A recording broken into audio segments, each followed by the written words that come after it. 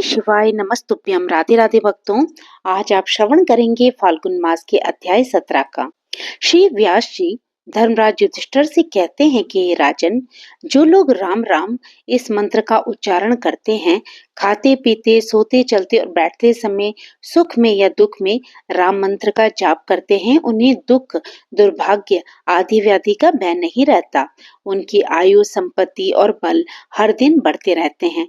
राम का नाम लेने से मनुष्य भयंकर पाप से भी मुक्त हो जाता है, वह नरक में नहीं पड़ता और अक्षय गति को प्राप्त होता है। इस प्रकार श्री राम जी ने तीर्थोद्धार का सब कार्य पूरा कर ब्राह्मणों की परिक्रमा करके उन्हें प्रणाम किया और गाय घोड़े भैंस और रथ आदि बहुत से दान देकर वे अपनी सेना सहित वापस लौट आए। क्रमशः पहले अयोध्या नगरी में आकर उन्होंने बहुत लंबे समय तक राज्य किया। धर्मराज युधिष्ठिर ने पूछा, हे मुनि, कलयुग प्राप्त होने पर संसार में किस तरह का भय होता है, ये भी बताइए। तब व्यास जी बोले, हे राजन, कलयुग में लोग झूठ बोलने वाले और साधु पुरुषों की निंदा करने वाले होंगे। वह सभी लुटेरों के काम करने वाले और पितृ भक्ति से दूर होंगे। अपने ही गोत्र की स्त्रियों से रमण करने वाले और चपलता के ही चिंतन में सदा तत्पर रहेंगे। एक दूसरे के विरोधी, ब्राह्मणों से द्वेष करने वाले और शरणागतों का वध करने वाले होंगे। कलयुग आने पर ब्राह्मण वेद भ्रष्ट हो जाएगा। अहंकारी, वैश्योचित आचार, कृषि, गोरक्षा और वाणिज्य में लीन होने लगेगा और संध्या कर्म का लोप करने वाले होने लगेंगे। शांति कर्म में शूरता के डींग मारने वाले और भय प्राप्त होने पर अत्यंत दीन होंगे। श्राद्ध और तर्पण से लोग दूर रहेंगे। असुरों के समान आचरण वाले तथा विष्णु भक्ति से रहित होंगे। दूसरों के धन हड़पने की इच्छा वाले और सूदखोर होंगे। ब्राह्मण बिना नहाए भोजन कर लेंगे। क्षत्रिय युद्ध का नाम सुनकर दूर भागेंगे। कलयुग में सब लोग दुष्ट वृत्ति वाले और मलिन होंगे। मदिरा पिएंगे और जो यज्ञ के अधिकारी नहीं हैं, ऐसे लोगों से भी यज्ञ करवाएंगे। स्त्रियां अपने पति से द्वेष करने वाली और पुत्र पिता से वैर रखने वाले होंगे। कलयुग के शूद्र मनुष्य भाई से शत्रुता रखेंगे। भाई ही भाई का दुश्मन होगा। ब्राह्मण धन इकट्ठा करने में संलग्न रहेंगे और गाय का दूध, दही और घी बेचा करेंगे। कलयुग में गायें प्राय दूध नहीं देती हैं, वृक्षों में कभी फल नहीं लगते हैं। लोग अपनी कन्याओं को बेचने वाले होंगे, वेश और रस को बेचा करेंगे। कलयुग के ब्राह्मण वेद बेचने वाले होंगे। स्त्रियां 11 वर्ष की आयु में ही गर्भ धारण कर लेंगी। प्रातः लोग एकादशी के उपवास से रहित होंगे।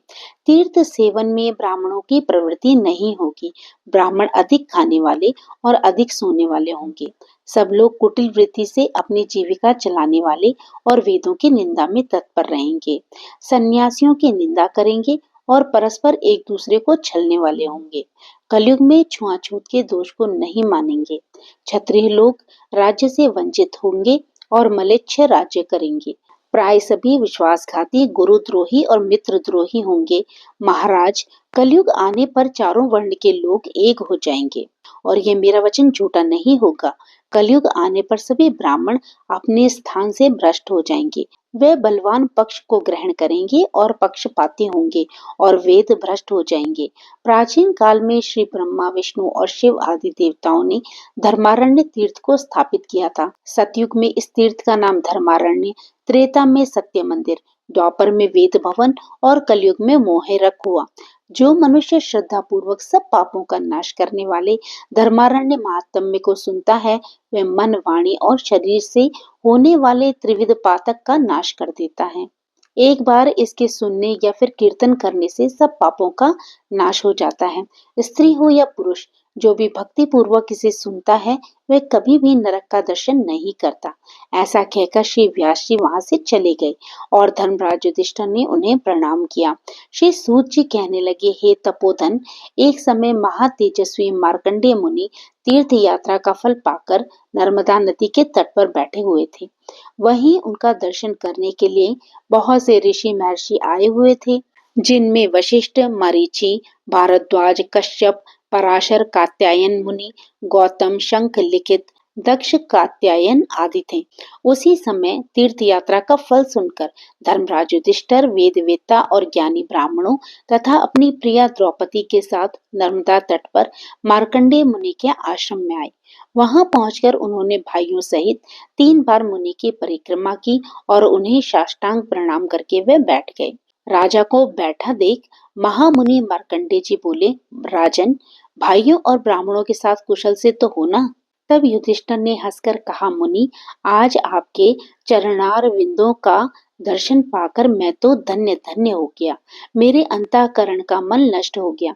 तीनों लोकों में प्रवाहित होने वाली गंगा, यमुना और सरस्वती, गंगा द्वार, हिमालय, कुब्जार्क, ब्रह्मयोनि, उग्र तीर्थ, कनखल, केदार, भैरव क्षेत्र, नैमिषारण्य, कुरुक्षेत्र, पुष्कर इत्यादि पवित्र तीर्थों को छोड़कर आप किस प्रयोजन से केवल महानदी नर्मदा का ही सेवन करते हैं?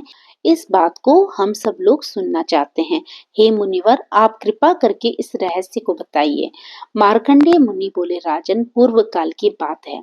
चंद्रवंश में पुरुरुवा नाम के विख्यात एक चक्रवर्ती राजा हुए थे। वे स्वर्गलोक का शासन करने वाले इंद्र की तरह पूरी पृथ्वी का पालन करते थे। एक समय राज्यसभा में उन राजा ने बड़े बूढ़े ब्राह्मणों से पूछा कि हे ब्राह्मण देवताओं, पाप मोहित मनुष्य किस उपाय से यज्ञ आदि कर्मों के बिना ही स्वर्ग लोक को प्राप्त हुए हैं और हो सकते हैं, ये बता दीजिए। तब ब्राह्मण कहने लगे कि महाराज, नर्मदा नदी संपूर्ण लोगों को पवित्र करने वाली है। वह संपूर्ण विश्व का पाप हरण करने में समर्थ है। उन्हें स्वर्गलोक से आप इस पृथ्वी पर उतारें। अपने मन को वश में रखने वाले उन ब्राह्मणों का ये वचन सुनकर राजा पुरुरुवा ने कंद मूल फल शाक और जल का आहार करके निर्मल अंतःकरण से महादेव जी की आराधना प्रारंभ कर दी। तब एक दिन महादेव जी ने प्रसन्न होकर कहा कि बेटा, वर मांगो, मैं तुम्हें तुम्हारी इच्छा के अनुसार वस्तु प्रदान करूंगा। तब पुरुरुवा बोले, महादेव, आप तो समस्त लोगों के हित के लिए बस नर्मदा नदी को पृथ्वी पर उतार दीजिए। 8 लाख योजन का विशाल जम्बूद्वीप निराधार हो रहा है। न तो देवता तृप्त होते हैं, न पितर, और न मनुष्यों को ही तृप्ति हो रही है। ये सुनकर महादेव जी कहने लगे, राजन, तुम तो बड़ी दुर्लभ वस्तु की याचना कर बैठे हो।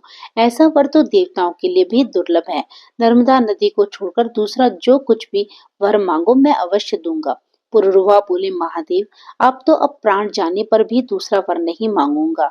अगर आप मुझे दे सकते हैं तो बस मेरी यही इच्छा पूर्ण कर दीजिए। राजा का ये निश्चय जानकर तथा उग्र तपस्या द्वारा उनके किए हुए साधन को देखकर महादेव जी ने नर्मदा को आज्ञा दी कि हे सुरेश्वरी, तुम पृथ्वी पर उतरो और पुरुरवा की तपस्या के फल से मृत्यु लोक के हित का साधन करो। नर्मदा ने कहा, महेश्वर, मैं बिना किसी आधार के स्वर्गलोक से पृथ्वी पर कैसे जाऊंगी? तब नर्मदा की बात सुनकर देवादिदेव महादेव जी ने 8 पर्वतों को बुलाया और उन सब से पूछा कि तुम में से नर्मदा नदी को धारण करने में कौन समर्थ है? तब विंध्यागिरी पर्वत ने कहा, हे सुरेश्वर, आपकी कृपा से मेरा पुत्र नर्मदा को धारण करने में समर्थ है, जिसका नाम प्रियंतक है। जिसके बाद महादेव जी की आज्ञा मिलने से प्रियंतक ने कहा कि हे महेश्वर, आपकी कृपा से मैं नर्मदा नदी को धारण करूंगा। फिर नर्मदा देवी प्रियंतक गिरी के शिखर पर स्थित होकर उतरी। एक तो पूरी पृथ्वी पर पहले से ही अकाल था, अब नर्मदा नदी की अपार जल राशि जो बहुत तीव्रता के साथ पृथ्वी पर भ्रमण कर रही थी, उससे भयंकर प्रलय वहां पर मच गई। तब संपूर्ण देवताओं ने मिलकर कन्या नर्मदा की स्तुति की और कहा, हे कल्याणी, तुम अपनी मर्यादा को धारण करो, किसी नियत सीमा में स्थित रहो और इस प्रकार विश्व के लिए हितकारिणी बनो, प्रलय मत मचाओ। देवताओं के इस प्रकार प्रार्थना करने पर महादेव जी की आज्ञा से नर्मदा देवी ने फिर से अपने रूप को संकुचित कर लिया। अब वह बिना कहीं कुछ भी नुकसान पहुंचाए आराम से बहने लगी। उस समय नर्मदा जी ने पुरुरवा से कहा, वत्स, तुम अपने हाथ से मेरे जल का स्पर्श करो। उनकी आज्ञा पाकर पुरुरवा ने उनके जल का स्पर्श और आचमन करके पितरों का तिल और नर्मदा जल से तर्पण किया। उस जल से तर्पण करने पर राजा के समस्त पितर उस परम पद को प्राप्त हो गए, जो देवताओं के लिए भी दुर्लभ है। समस्त चराचर जगत सब ओर से पवित्र हो गया। वह देश, पर्वत, गांव और आश्रम भी पवित्र है जहाँ नर्मदा जी विद्यमान है। सरस्वती जी का जल 3 दिन में पवित्र करता है। यमुना जल 7 दिन में पवित्र बनाता है। गंगा जल स्नान करने पर तुरंत ही पवित्र करता है, परंतु नर्मदा नदी दर्शन मात्र से ही मनुष्यों को पवित्र कर देती है।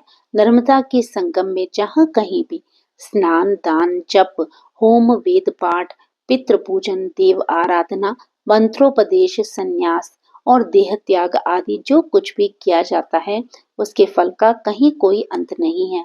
वैशाख, माघ या फिर कार्तिक की पूर्णिमा को विश्व योग में, संक्रांति के समय, व्यातिपात और वेदती योग में, अमावस्या में, तिथि की हानि और वृद्धि के दिन, मनवादी, युगादि और कल्पादि तिथियों में, माता पिता के छाया में, नर्मदा तटवर्ती ओमकार भृगु क्षेत्र और विशेषतया संगम में जो सहस्त्र शत अथवा एक गोदान और संपूर्ण महादान करता है, तथा जो श्रेष्ठ मनुष्य नर्मदा में स्नान, दान, जप, होम और पूजन आदि करता है, वह अश्वमेघ यज्ञ का फल प्राप्त करता है। हे युधिष्ठिर, मनुष्य नर्मदा में जहाँ जहाँ स्नान करता है, वहीं वहीं उसे अश्वमेघ यज्ञ का फल प्राप्त हो जाता है। जो मनुष्य प्रातः काल उठकर नर्मदा का कीर्तन करता है, उसका 7 जन्मों का किया हुआ पाप उसी क्षण नष्ट हो जाता है। और जहाँ संगम और बाणलिंग से युक्त नर्मदा नदी स्थित है, वहाँ स्नान करके मनुष्य अश्वमेध यज्ञ का फल पाता है और अंत में शिव धाम को जाता है। तो भक्तों, आज का अध्याय यहीं पर विराम लेता है और इससे आगे की कथा आप कल सुनेंगे। तो फिर प्रभु का नाम लेते रहिए और पुण्य के भागी बनते रहिए। जय श्री कृष्णा। राधे राधे।